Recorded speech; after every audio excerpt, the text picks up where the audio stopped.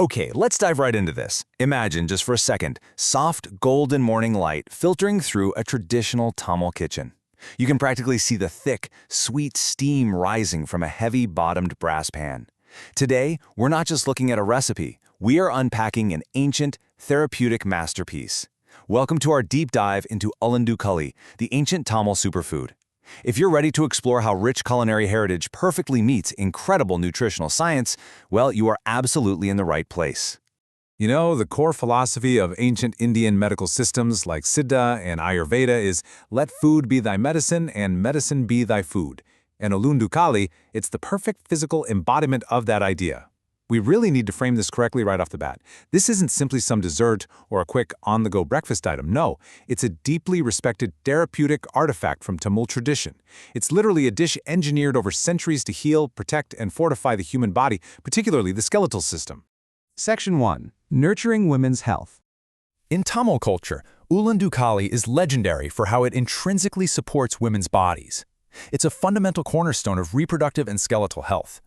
Imagine the deeply empathetic, almost cinematic narrative of a mother lovingly preparing this rich, dark dish for her daughter. This is a profound tradition of healing passed down through generations. It's a literal passing of the torch. Or actually, scratch that, more like a passing of the ladle, where deep nutritional wisdom acts as a protective, nurturing force for young women as they grow and mature. So the crucial point here is just how precisely targeted this medicinal food is across different life stages. Look at these 3 pillars. During puberty, it's a strict tradition in Tamil households to serve kali to young girls simply because it actively strengthens pelvic bones and tones the uterus. Then, during menstruation, its iron-rich profile naturally combats anemia and helps regulate cycles. And postpartum, new mothers are given this exact dish to promote deep bodily healing, restore all that depleted energy, and boost lactation. It is literally structured to support the female body when it needs it the absolute most. Section 2. The Alchemy of Ingredients. And this brilliantly illustrates the science behind the magic. Let's break it down. First, black urad dal. Notice how we specify it's with the husk. That outer skin holds massive amounts of dietary fiber, calcium, phosphorus, and potassium. It gives you a slow energy release thanks to its super low glycemic index. Then we have karupati, or palm jaggery. Now, unlike refined sugar, palm jaggery is highly alkaline, it's loaded with antioxidants, and acts as a natural body coolant. The combination of the iron from the jaggery and the dense calcium from the dal, it creates an absolute powerhouse for bone strength. But to unlock all those dense nutrients, we need a catalyst. Think of a slow-motion pour of thick, amber, cold-pressed sesame oil. This is nalane.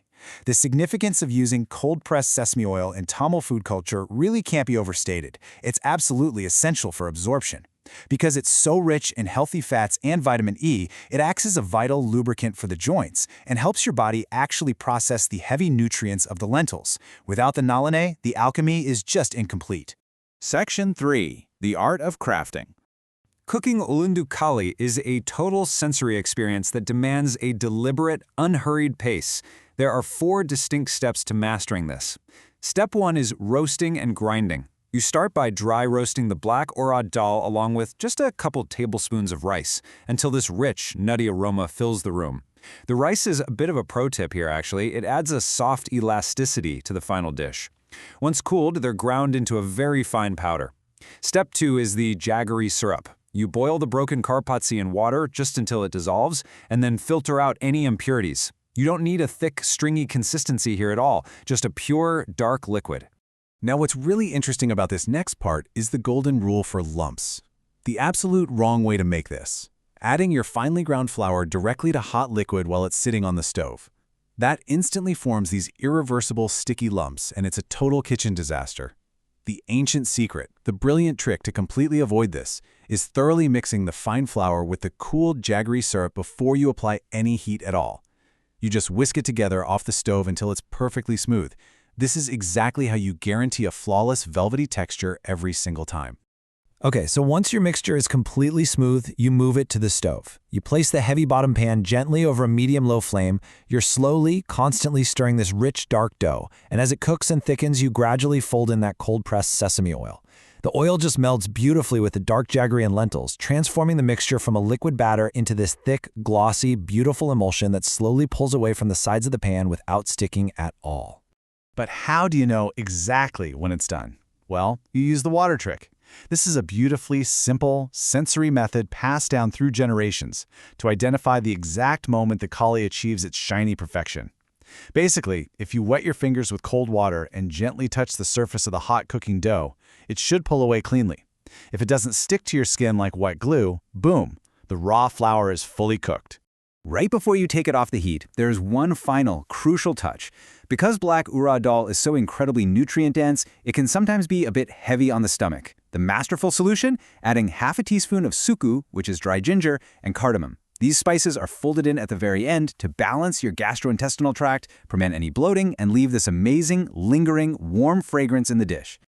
Let's move to Section 4, a modern superfood, and see how this builds. So we've seen the ancient science and the meticulous preparation, but why does this matter to us today? Let me paint one final mouth-watering picture for you. You take a portion of the steaming hot, glossy Ulundhu kali and place it on a plate. Then you press the deep well right into the center of the dark dough. Into that well, you pour a generous pool of vibrant, cold-pressed sesame oil, or even melted ghee, until it practically overflows. With every bite, you dip the rich, sweet, dense kali into that golden well. It is an absolute masterpiece of flavor, texture, and nutrition. Which brings us to a challenge for you. Are you ready to replace your modern breakfast routines with this ancient, healing superfood? Think about it, we spend so much time and money searching for the next big health trend, often completely ignoring the profound medicinal art of traditional culinary heritage that's been right in front of us the whole time.